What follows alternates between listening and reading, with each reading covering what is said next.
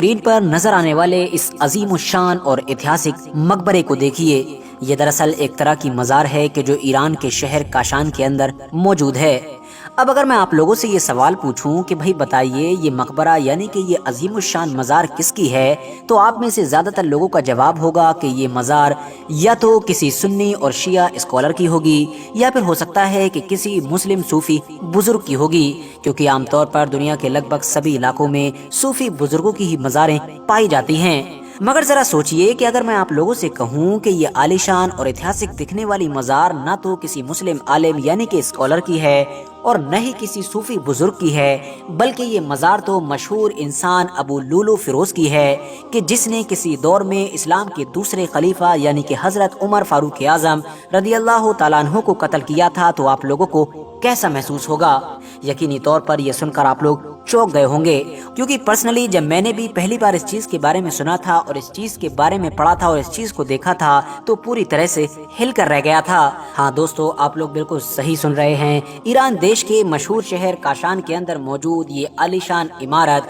کچھ اور نہیں بلکہ اسی ابو لولو فیروز کی قبر، اسی ابو لولو فیروز کا مقبرہ ہے کہ جس نے کسی دور میں بڑی دردناک اور ظالمانہ طریقے سے اسلام کے دوسرے خلیفہ یعنی کہ حضرت عمر کو شہید کیا تھا۔ مگر دوستو اب سوال یہی ہے کہ آخر حضرت عمر جیسے ایک طاقتور انسان کہ جن کی طاقت کا عالم تو یہ تھا کہ ان کے ہی دور میں دنیا کی دو بڑی سپر پاور یعنی کہ رومن اور فارس کو پوری طرح سے پلٹ کر رکھ دیا گیا تھا، ایسے طاقتور حکمران کو بھی ابو لولو نام کے اس انسان نے کیوں شہید کیا تھا؟ ساتھ ہی ساتھ سوال یہ بھی ہے کہ آخر حضرت عمر جیسے انسان کہ جن کی سادگی اور انصاف پسندی کی مثالیں دی جاتی ہیں، ان سے اس انسان کی دشمنی کیا تھی؟ اور اگر ابو لولو نام کے اس انسان نے ان کو شہید کر بھی دیا تھا تو آخر کیا وجہ ہے کہ آج 1300-1400 سال گزر جانے کے بعد بھی ایک مسلم ہی دیش میں حضرت عمر فاروق اعظم کے قاتل کی مزار موجود ہے؟ نہ صرف مزار بلکہ ایک ایسا عالیشان اور ایتہاسک مقبرہ کہ جس کو دیکھنے کے لیے لوگ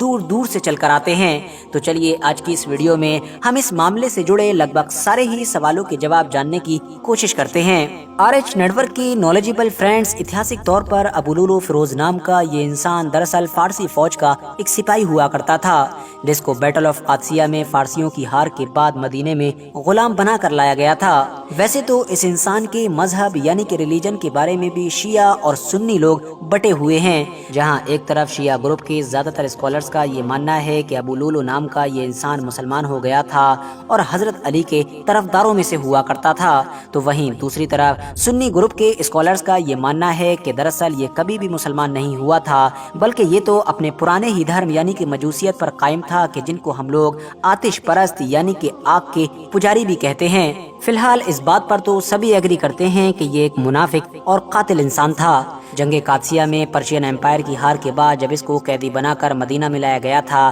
تو یہ غلام کی حیثیت سے مغیرہ بن شیبہ کے حصے میں آیا تھا۔ اتہاسکار بتاتے ہیں کہ یہ بہت ہنرمند انسان تھا اور خاص طور سے بڑائی اور لوہار جیسے کاموں کو بڑی صفائی اور ستھرائی کے ساتھ کیا کرتا تھا۔ اس کے کام کے دور دور تک چرچے تھے اور ان دونوں چیزوں کے علاوہ بھی یہ نہ جانے کون کون سے کام کر لیا کرتا تھا۔ ایک بار کی بات ہے کہ ابو لولو فیروز نام کا یہ انسان اور یہ غلام اسلام کے دوسرے خلیفہ یعنی کہ حضرت عمر فاروق اعظم رضی اللہ تعالیٰ عنہ کے پاس پہنچا اور اس نے ان سے شکایت کی کہ میرا جو مالک ہے یعنی کہ مغیرہ بن شیبہ وہ مجھ سے بہت زیادہ ٹیکس لیتا ہے۔ دراصل دوستو میں آپ لوگوں کو بتاتا چلوں کہ جس دور میں غلامی کا رواج ہوا کرتا تھا اس دور میں اس طرح کا سسٹم چلا کرتا تھا کہ جس غلام کے پاس بھی جو ہنر ہوا کرتا تھا یا جس طرح کا بھی وہ کام کیا کرتا تھا اور پیسے کمایا کرتا تھا تو اس کا مالک یہ شرط رکھ دیا کرتا تھا کہ اگر تو مجھ کو ایک بار میں ہی اتنا مال دے دے، اتنا پیسہ دے دے تو میں تجھ کو آزاد کر دوں گا، یا پھر بہت سارے مالک ایک مدت کے حساب سے یعنی ایک پیریڈ پر ٹیکس لیا کرتے تھے۔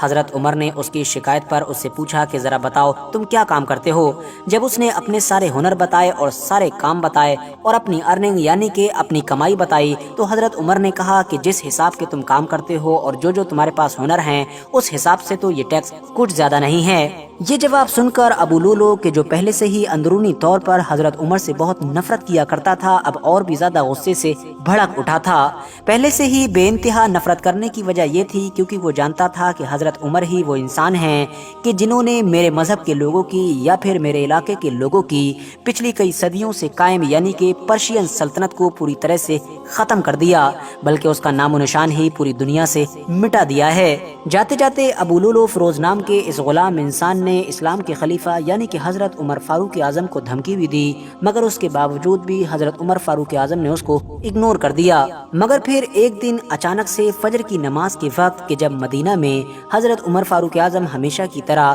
مسلمانوں کی نماز کی امامت کر رہے تھے، تبھی یہ مسجد کے اندر پہنچا اور اس نے اپنے خنجر کی مدد سے ایک کے بعد ایک لگاتار حضرت عمر کے اوپر 6 وار کیے۔ حضرت عمر فاروق اعظم ان زخموں کی تاب نہ لا سکے اور دیکھتے ہی دیکھتے زمین پر گر گئے۔ ایسے حالات میں اس نماز فجر کی امامت بھی حضرت عبد الرحمن ابن عوف نے آگے بڑھ کر کمپلیٹ کی۔ فی الحال ابو لولو کے خنجر کے یہ زخم اتنے زیادہ خطرناک تھے کہ حضرت عمر کچھ وقت کے بعد ہی اس دنیا سے رخصت ہو گئے یعنی کہ شہید ہو گئے تھے۔ بعد میں کچھ ہسٹوریکل ایویڈنسز تو یہ بتاتے ہیں کہ اسلامک قانون کے مطابق یعنی کہ قتل کے بدلے میں ابو لولو کو بھی قتل کر دیا گیا تھا، مگر دوسری طرف کچھ لوگوں کا یہ بھی ماننا ہے کہ دراصل ابو لولو کو قتل نہیں کیا گیا تھا، بلکہ حضرت عمر کو شہید کرنے کے بعد جب اس کو فوراً یہ محسوس ہو گیا تھا کہ اب وہ بھی نہیں بچ سکے گا تو اس نے اسی خنجر سے ہی خودکشی کر لی تھی کہ جس خنجر سے اس نے حضرت عمر پر وار کیا تھا۔ ویسے تو دوستو، چاہے حضرت عمر کی شہادت ہو یا پھر ابو لولو نام کے اس قاتل کا ختم ہونا،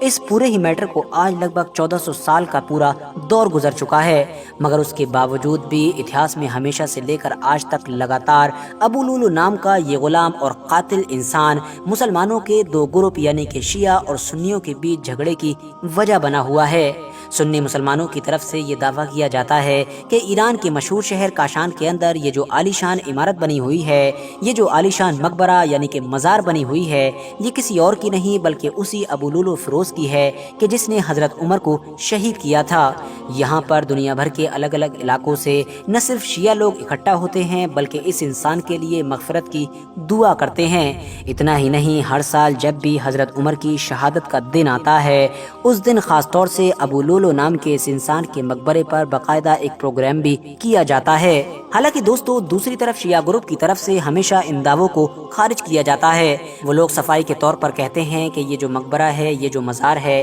یہ دراصل قاتل حضرت عمر فاروق اعظم یعنی کہ ابو لولو فیروز کا نہیں ہے، بلکہ یہ تو ایک سنی ہی صوفی بزرگ کا ہے کہ جن کا صرف نام قاتل حضرت عمر فاروق اعظم سے میچ کرتا ہے، اور ان مشہور سنی صوفی بزرگ کا نام تھا بابا شجاع الدین ابو لولو فیروز۔ اتنا ہی نہیں، شیعہ لوگ تو اس بات سے بھی پوری طرح سے ڈنائی کرتے ہیں کہ ان کے یہاں پر کوئی بھی ایسا تہوار یا کوئی بھی ایسا جشن منایا جاتا ہے کہ جس کا تعلق حضرت عمر فاروق اعظم رضی اللہ تعالیٰ عنہ کے شہادت کے دن سے ہے۔ شیعہ گروپ کے لوگ یہ دلیل بھی دیتے ہیں کہ چاہے کسی بھی سنی بڑے سے بڑے اسکالرز کی کتابوں کو دیکھ لیا جائے یا پھر اتہاس کے کسی بھی بڑے سے بڑے شیعہ اسکالرز کی کتابوں کو دیکھ لیا جائے، سب سے یہ بات کلیئر ہو جاتی ہے کہ حضرت عمر فاروق اعظم کی شہادت مدینے میں ہوئی تھی اور ابو لولو فیروز کو بھی اسی دن مدینے میں ہی قتل کر دیا گیا تھا یا پھر اس نے خودکشی کر لی تھی۔ اور اب جب یہ بات کلیئر ہو گئی کہ ابو لولو کی موت اسی دن مدینے میں ہی ہو گئی تھی، تو آخر اس کی قبر اور اس کا مقبرہ ایران کے شہر کاشان میں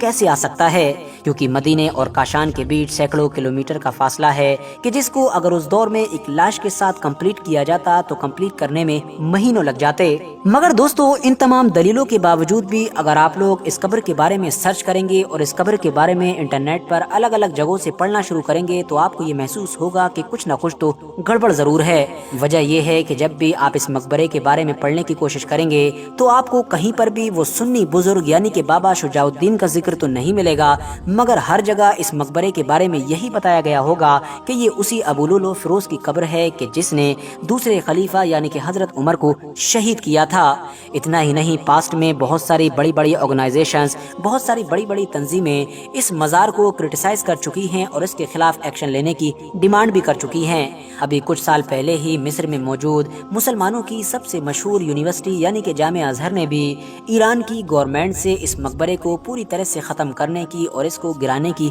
مانگ کی تھی، جس کے دباؤ میں آ کر آخرکار ایران کی گورنمنٹ نے سن 2007 میں اس کو بند کرنے کا فیصلہ لیا تھا، اور تب سے ہی لگاتار یہ مقبرہ پوری طرح سے بند پڑا ہوا ہے۔ بعد میں ایران کی گورنمنٹ نے اس کی عمارت میں ایک لوکل پولیس اسٹیشن بھی کھول دیا تھا۔ فی الحال دوستو، آپ لوگ اس پورے میٹر کو لے کر کیا سوچتے ہیں، اور آپ لوگ اس سے پہلے اس میٹر کے بارے میں کیا جانتے تھے؟ کامنٹس باکس میں ضرور بتائیں۔